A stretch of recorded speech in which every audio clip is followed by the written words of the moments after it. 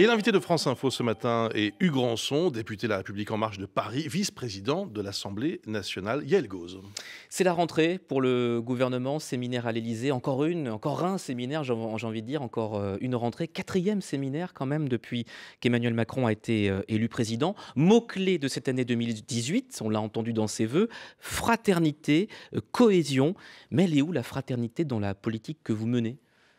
C'est un projet global dont on a dit pendant des semaines et des semaines qu'il consistait à la fois à libérer les énergies et à protéger les Français, à créer un certain nombre de nouvelles protections. Aujourd'hui, nous avons des priorités qui nous ont fait travailler très activement, avec beaucoup d'énergie depuis 6 mois pour lutter contre le chômage de masse, pour moraliser la vie politique. Nous avons travaillé à des textes sur l'environnement, sur la vie étudiante. Nous sortons d'un long tunnel budgétaire où nous avons eu à voter des dispositifs en faveur du pouvoir d'achat des Français et pour relancer l'activité économique du pays. Alors, en ce début d'année, vous savez, je ne crois pas beaucoup aux nouvelles résolutions. En revanche, le président de la République a été, je crois, très clair. Nous allons, sur les premiers mois de 2018, travailler largement autant que nous l'avons fait ces 6 derniers mois. Nous n'allons pas relâcher nos efforts. Mais elle est où la fraternité ? Nous n'allons pas relâcher la garde. Hugues Rançon, elle est où la fraternité quand on regarde l'INSEE, pouvoir d'achat 2018, 4,5 milliards d'euros en moins dans la poche des Français, les retraités perdants avec la hausse de la CSG, et puis les ordonnances sur le Code du travail qui incitent des groupes comme Pinky et PSA à licencier plus vite. Bien sûr. C'est fraternel, ça ? La fraternité, c'est avant tout de lutter contre le chômage de masse, c'est de trouver des nouvelles réponses à ce qui est la vraie casse sociale dans ce pays, c'est de laisser des millions de Français au bord du chemin. Nous avons vocation à trouver des nouvelles réponses, à trouver des réponses qui n'avaient jamais été proposées par les politiques jusqu'à présent. C'est ce qui est fait par le président de la République, dont il ne vous a pas échappé qu'il met beaucoup de pression pour que ces sujets de transformation soient abordés très tôt dans le mandat, parce que nous avons une obligation de résultat vis-à-vis des Français. L'obligation de fraternité, vous aurez noté qu'on parle peut-être plus de fraternité que de solidarité, parce qu'il s'agit pour nous de... On ne parle plus de premier de cordée, en tout cas, ou de fainéant. On en parle parce qu'on ne change pas de discours tous les 3 ou 4 mois, cher Yael Gauze. On en parlera toujours parce que c'est une logique, c'est une philosophie dans notre action. Mais aujourd'hui, nous voulons travailler à un grand projet social. Nous allons continuer à travailler dans le domaine de la lutte contre le chômage avec des sujets importants, la formation professionnelle, l'apprentissage, la réforme de l'assurance chômage. Nous allons travailler aussi sur la question des retraites. Et puis nous aurons d'autres sujets, la lutte contre les violences sexistes et sexuelles faites aux femmes. C'est un sujet évidemment très important. Un grand texte sur l'immigration et l'asile, peut-être en parlerons-nous ce matin. Un texte sur le logement. Nous aurons toute une série de dispositifs à examiner au Parlement qui consisteront à améliorer le quotidien des Français et à faire en effet de cette société française une société plus généreuse, plus efficace, mais aussi plus inclusive. Une société où chacun peut trouver sa place, doit trouver sa place, quelle que soit sa situation. Alors, la fraternité, on a entendu. Il y a un autre élément de langage en ce début 2018, c'est l'idée de garder le rythme, hein, c'est ça ? Voilà, le même tempo pour les réformes. Et Édouard Philippe l'a redit ce matin sur France 2. Les priorités pour le 2 mois à venir, elles sont exactement les mêmes priorités, si j'ose dire, que celles qui ont animé tout le gouvernement depuis sa nomination, c'est-à-dire la transformation du pays, le respect des engagements qui ont été pris par le président de la République pendant la campagne, qui ont été pris devant les Français. Eh bien, nous sommes là pour mettre en œuvre ces engagements, pour essayer de faire en sorte de transformer notre pays. Mais ça veut dire quoi ? Que s'il arrête de courir, Emmanuel Macron, il tombe ? Mais comme tout le monde, et je crois que c'est l'honneur des politiques, que de pouvoir agir, que de pouvoir proposer, que de pouvoir réformer le pays. C'est ce qui fait la popularité, c'est ce que vous avez détecté, évidemment, vous ? Ouais. Évidemment, la popularité d'Emmanuel Macron au début du mandat, elle tenait au fait que c'était un jeune président inattendu et qu'il était dynamique. On a eu un petit trou d'air à l'été, ça ne vous aura pas échappé. Vous l'aviez même commenté ici. À cause de quoi ? La popularité, je ne sais pas, je pense qu'il y a eu des sujets qui ont été mal compris, peut-être même les APL, ou un c'était certain pas très fraternel, j'ai y arrivé. de sujets. Il se trouve qu'en réalité, la popularité de l'exécutif, c'est-à-dire du président de la République et du Premier ministre, se consolide aujourd'hui parce que nous agissons, nous faisons. Nous sommes là justement pour transformer. Et traditionnellement, après 6 mois d'un mandat, les popularités de l'exécutif s'effondrent et les promesses s'envolent.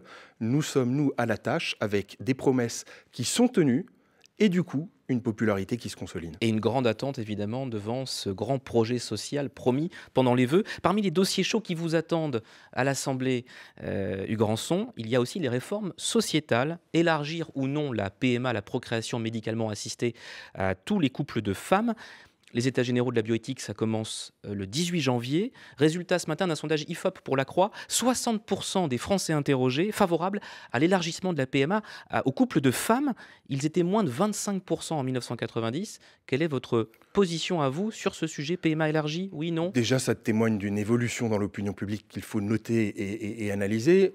Là-dessus, sur ce sujet comme sur les autres, notre position sera très claire. Elle consiste à appliquer le programme pour lequel nous avons été élus. Sur la PMA, à titre personnel, évidemment, j'y suis favorable, autant que je suis défavorable à la GPA. C'est ce que nous avons dit devant les Français au moment de l'élection et nous ne changerons pas de position parce que l'élection est passée. Il y a ces questions-là, il y a la question de la fin de vie. Là encore, j'ai vu ce sondage auquel vous faites référence. 47% de Français partie favorables de à une loi. Puisque vous m'interrogez sur mes convictions personnelles qui ont évolué favorablement sur ces sujets-là. Mais là encore, n'essayons pas de mettre la charrue avant les bœufs. Le principe de notre gouvernance et de notre action, c'est de pouvoir concerter très largement, de pouvoir entendre, et le président de la République l'a dit à l'occasion de ses vœux, toutes les opinions doivent pouvoir être exprimées dans ce pays. Nous devons entendre chacun, respecter chacun, et vient ensuite le temps de la décision. Les sujets bioéthiques sont importants, mais ils ne sont pas dans le calendrier le plus immédiat de l'agenda gouvernemental. Vitesse, donc en 2018 sur l'agenda gouvernemental, mais vitesse sur les routes de 90 à 80 km/h, on en prend le chemin. Vous ne craignez pas que ça pose question dans les campagnes, sur les gens qui doivent prendre leur voiture pour aller au travail, 90 à 80, vous y êtes favorable, ça va se faire? Ça y est, Elgoz, je travaillais longtemps avec Jacques Chirac, qui avait fait de ce sujet, de la lutte contre la violence routière, une priorité de son quinquennat.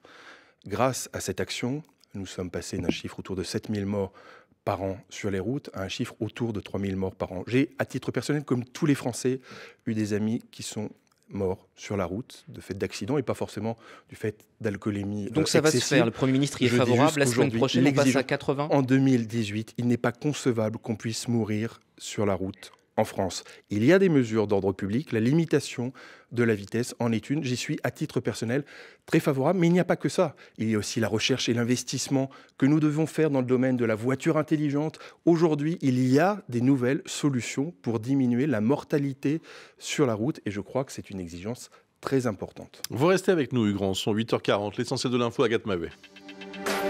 La tempête Eleanor souffle sur la France avec de nombreuses perturbations dans 51 départements qui sont en vigilance orange. Au moins 19 500 foyers privés de courant en ce moment, à la fois en Moselle, en Picardie et dans la Sarthe.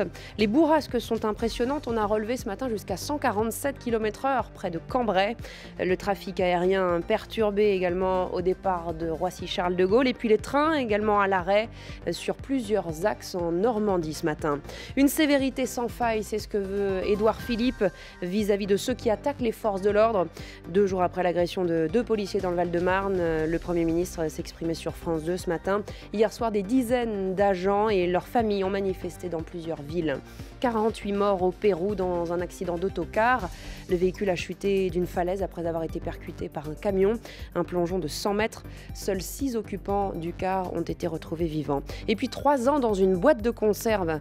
La une de Charlie Hebdo ce mercredi, à quelques jours du 7 janvier, 3 ans après l'attentat. Le journal satirique déplore le coût très important de la protection permanente des locaux et des équipes.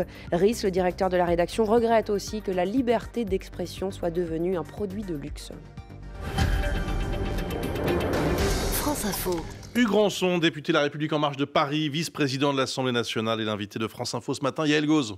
On continue à passer en revue les gros dossiers chauds de ce mois de janvier avec un ministre en première ligne. C'est le lot, j'allais dire, de tous les ministres passés par Beauvau. C'est du 24-24. Gérard Collomb, en première ligne sur Notre-Dame-des-Landes, sur la loi Asile-Immigration, mais aussi sur les polémiques après la double agression de policiers à Champigny et à Aulnay-sous-Bois. Ça fait pas trop pour un seul homme? Il peut gérer tout ça? Il peut gérer tout cela. Il le gère d'ailleurs très bien et il a la confiance de toute la majorité. Vous parlez des polémiques suite à l'agression de Champigny. Les polémiques ne sont pas tant liées à la gestion du dossier qu'à l'agression elle-même. Et là encore, ce matin... Pas seulement, Hugues Rançon. Les syndicats posent la question des moyens alloués à la police. Bien sûr. Je crois qu'il est important de ne pas tomber là-dedans dans le débat politicien qui n'aurait pas d'intérêt, qui ne serait pas très respectueux en réalité des forces de police. Je veux ce matin, comme tout le monde, mais dire aux 2 policiers agressés toute ma solidarité face au lynchage, en vertu du terme qui a été employés par le président de la République, le lynchage dont ils ont fait l'objet. Je veux aussi penser à toutes les forces de l'ordre, et je crois m'exprimer aujourd'hui au nom de toute la représentation nationale, pas forcément en marche, mais pour témoigner aux forces de police de notre reconnaissance pour ce qu'ils font pour la population dans un moment très complexe, où il y a évidemment une menace terroriste élevée, mais où il y a bien sûr toujours des problèmes d'ordre public, et où les moyens sont difficiles. Et on parle beaucoup de cette agression parce qu'elle a été filmée, mais il y a aussi beaucoup d'agressions qui ne sont pas filmées sur ce territoire, et nous devons apporter évidemment des réponses justes pour soutenir les forces de police dans ce contexte particulier. Et il y a une demi-heure, chez nos confrères de France 2, Édouard Philippe, le Premier ministre, a expliqué qu'il sera extrêmement sévère sur les personnes qui ont commis ces agressions. Le vrai sujet, c'est beaucoup moins la question des peines planchées. Il y a déjà des circonstances aggravantes. Et les peines sont déjà sévères et c'est très bien. Il faut qu'elles soient appliquées. Je pense que c'est beaucoup plus utile de se battre pour le fait qu'il y ait plus de policiers dans la rue, beaucoup plus de policiers sur le terrain, des procédures qui seront simplifiées, qui seront accélérées, une grande sévérité judiciaire et pénale face à ce type de comportement. C'est l'ensemble des réponses qui vont permettre d'apporter une solution. Beaucoup plus de policiers sur le terrain, disait Édouard Philippe. C'est la fameuse police de sécurité du quotidien qui va être testée dans une quinzaine de villes, mais on n'a pas le chiffre. Combien d'agents allez-vous créer? C'est un engagement de campagne, et là encore, le programme présidentiel d'Emmanuel Macron sera tenu, alors que les effectifs de police et de gendarmerie diminuaient depuis des années, et notamment sous le quinquennat de Nicolas Sarkozy et de François Fillon. Nous avons décidé avec Emmanuel Macron de créer 10 000 postes de forces de sécurité sur le territoire pour les 5 ans à venir, et c'est dans le budget, puisque vous aurez certainement examiner le budget que nous avons voté cette année. Ce sont 1850 postes créés sur l'année 2018, soyons précis, et avec un budget du ministère de l'Intérieur qui est en augmentation de près de 7%. Les moyens sont en augmentation parce que c'est une priorité pour le gouvernement et pour le chef de l'État. La police de sécurité du quotidien, c'est tellement flou qu'on n'a toujours pas compris ce que vous alliez faire exactement. D'ailleurs, l'expérimentation a pris beaucoup de retard. Elle va commencer le mois prochain seulement dans quelques villes. Ça va ressembler à quoi? Est-ce que vous pouvez être un peu plus clair? L'enjeu, nous semble-t-il, c'est justement de pouvoir refaire de la police nationale une police de territoire, une police présente sur le terrain. Ça veut dire aux policiers de se soustraire à un certain nombre de tâches administratives et bureaucratiques qui ont pris trop de place dans leur quotidien, et c'est leur garantir une présence plus effective sur le terrain, au plus près de la population, parce que c'est avec une présence sur le terrain que nous pouvons imaginer que les forces de police seront mieux comprises, mieux connues, avec des actions qui seront mieux anticipées. La police, ce n'est pas uniquement assurer l'ordre public par de l'intervention a posteriori, c'est aussi une présence visible sur le territoire, et c'est ce qui a été expérimenté, c'est ce qui sera expérimenté dans les prochaines semaines, et qui a vocation à se diffuser et à se déployer. Mais ça ne répond pas à la question des violences contre les policiers qui ont triplé. Vous avez vu le chiffre, 3 fois plus en 30 ans d'agressions envers les forces de l'ordre. Il y a beaucoup de débats qui se posent suite aux agressions du Nouvel An. Le premier débat que j'entends, il est légitime, c'est celui sur les peines planchées, qui a été porté par un syndicat, le syndicat Alliance, que j'avais moi-même rencontré il y a quelques semaines à ce sujet-là. C'est un débat légitime, mais les peines planchées, elles avaient été créées en 2007 et elles ont été supprimées en 2014 parce que beaucoup ont considéré qu'elles n'étaient pas efficaces. Et si le débat aujourd'hui est légitime, je considère qu'il n'est pas forcément utile de réagir à un fait divers, aussi dramatique soit-il, par la création d'un nouveau dispositif. Par ailleurs, les policiers disent qu'il y a une impunité vis-à-vis de leurs agresseurs. Et alors, c'est ce qu'ils ressentent. Finir là-dessus, je crois précisément au travail des magistrats, à l'individualisation des cas et à la liberté pour chaque magistrat d'appliquer la juste peine. Et donc, je crois que c'est un principe important dans notre état de droit. Ensuite, vous parlez d'un sujet très important qui est celui de l'effectivité des peines. On peut dire ce qu'on veut et créer plein de peines nouvelles en se disant que ce sera forcément mieux après. Si les peines ne sont pas effectives, si elles ne sont pas appliquées, évidemment, il y aura une difficulté et un gap entre ce que nous aurons dit et la réalité sur le terrain. Aujourd'hui, l'urgence, je crois, et le Premier ministre l'a rappelé ce matin, c'est d'agir avec sévérité, bien sûr, mais c'est aussi de rendre toutes ces peines effectives avec, je vous le rappelle, un droit qui prévoit aujourd'hui des circonstances aggravantes déjà lorsque nous nous attaquons aux forces de police. Quand le Premier ministre dit une grande sévérité judiciaire et pénale, c'est pas lui qui décide. C'est pas lui qui décide. C'est pas lui, c'est la justice. C'est important que notre politique pénale soit guidée par ces principes, parce que les policiers, je le répète, aujourd'hui, font un travail difficile qui est essentiel pour l'ordre public et pour la cohésion de ce pays. Autre dossier sensible, Notre-Dame-des-Landes. Bien sûr, avec une décision avant la fin du mois de janvier sur l'avenir de l'aéroport et une ZAD à évacuer, Gérard Collomb l'a confirmé hier matin sur Europe 1. On sera obligé à un moment donné d'employer la force, je pense, mais il faut qu'elle soit la plus mesurée possible, la plus maîtrisée possible. Ça peut se faire encore pacifiquement, vous y croyez ? Ça se fera, il faudra que ça se fasse pacifiquement. Vous savez, le sujet de Notre-Dame-des-Landes, c'est un sujet qui a tant et tant duré depuis tant et tant d'années qu'on n'a jamais su en sortir réellement. La décision sera prise dans quelques semaines et il y aura une décision. Celle qui n'a jamais été prise jusqu'à présent. Cette décision aujourd'hui, je ne la connais pas. Nous sommes guidés chacun par des convictions personnelles.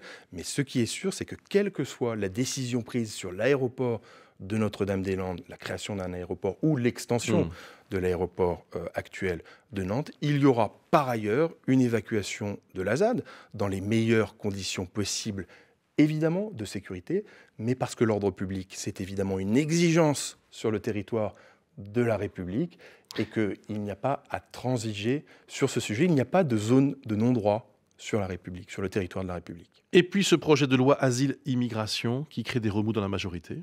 Et cette fermeté d'Emmanuel Macron a par exemple conduit Raphaël Pitti à refuser la Légion d'honneur qu'on lui proposait. Raphaël Pitti, il est élu La République En Marche de Metz. Il est médecin engagé dans les actions humanitaires. Il était votre invité, Bruce Toussaint, ce matin.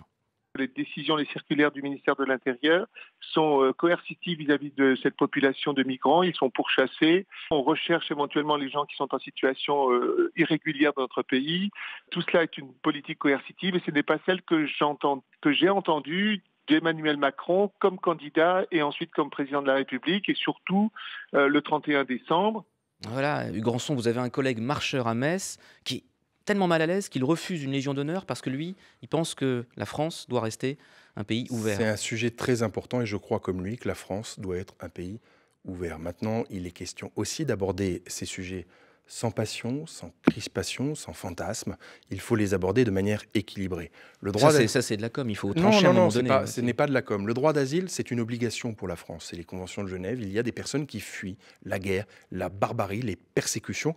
Nous devons les accueillir et nous les accueillerons dans les meilleures conditions d'hébergement, d'apprentissage du français, d'insertion sociale et professionnelle. Il y a la question ensuite de la politique migratoire pour tous ceux qui ne sont pas des réfugiés politiques. Ce sont des migrations qui, de toute façon, interviendront. Parce que le paradoxe de cette question-là, c'est que les migrations ont vocation à se multiplier et que c'est un sujet éminemment international. Pourquoi elles vont se multiplier ? Les questions économiques, les questions de développement, les questions climatiques vont amener des populations sur les routes migratoires. Le sujet de l'accueil des populations se posera quoi qu'il arrive. La question, c'est comment est-ce qu'on fait pour les accueillir au mieux et comment on gère ce paradoxe d'une question éminemment internationale alors qu'il s'agit d'une compétence nationale de chacun des États. Les réponses, elles seront nécessairement européennes et internationales et nous aurons à les traiter ensemble sans passion, sans crispation et sans fantasme. 8h51, l'essentiel de l'info avec Agathe Maheu.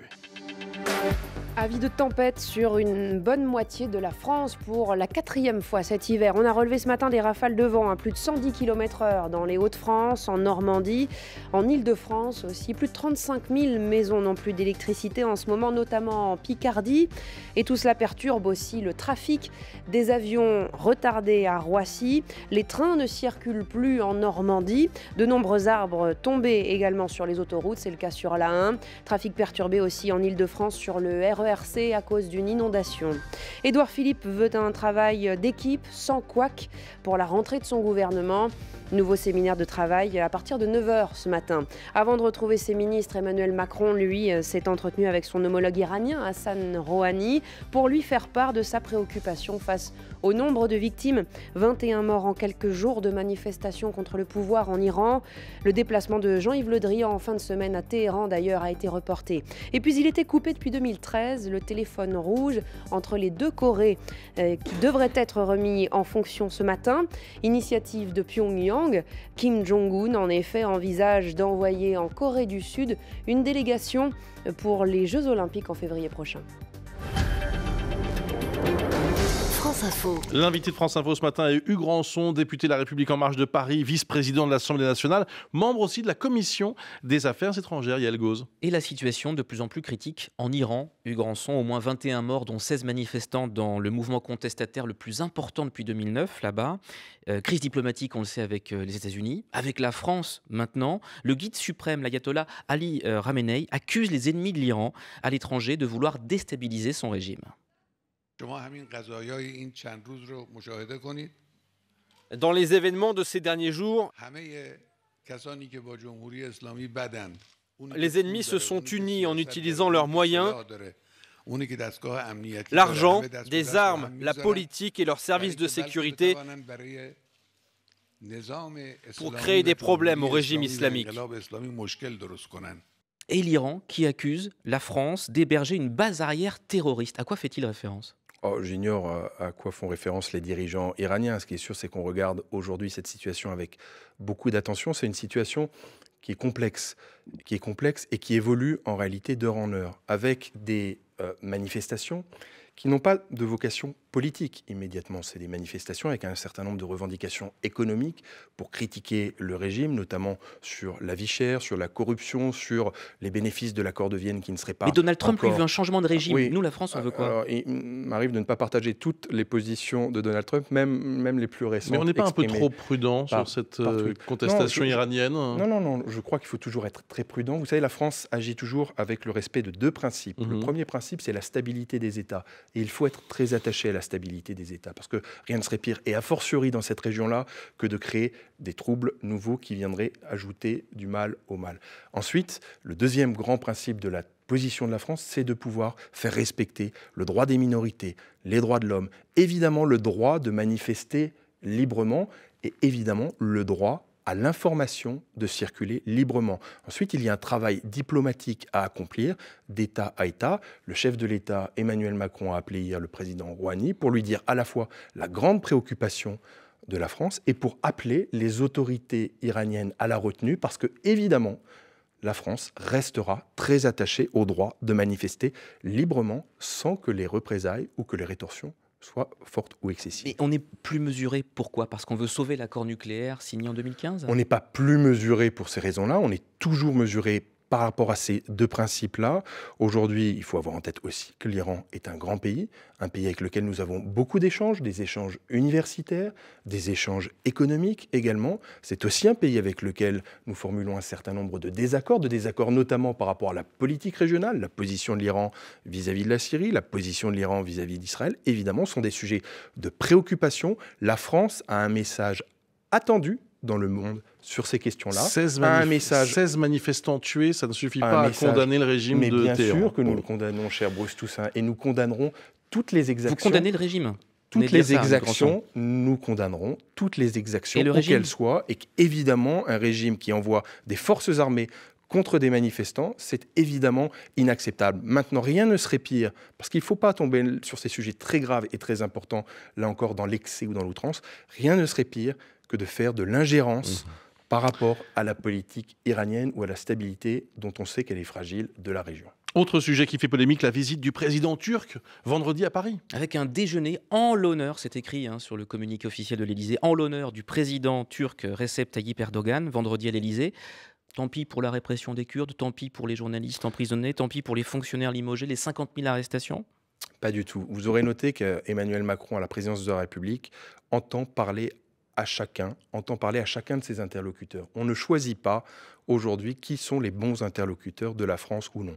La Turquie, elle aussi, est une grande nation, qui est une nation partenaire de la France et un pays qui occupe une place très importante, là encore, dans la politique régionale à mener vis-à-vis de la Syrie, vis-à-vis de l'accueil des réfugiés.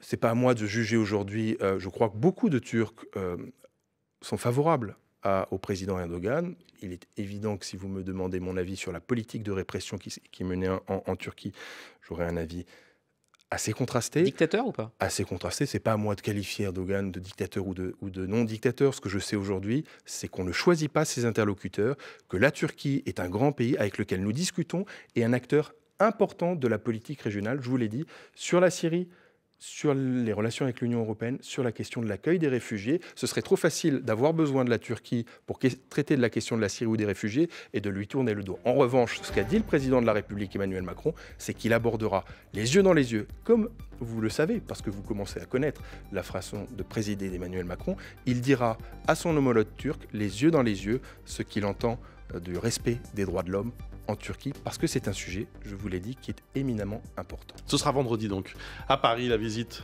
du président Erdogan donc, et qui sera reçue par Emmanuel Macron. Merci beaucoup. Merci à vous. Hugues Rançon, et bonne journée à vous.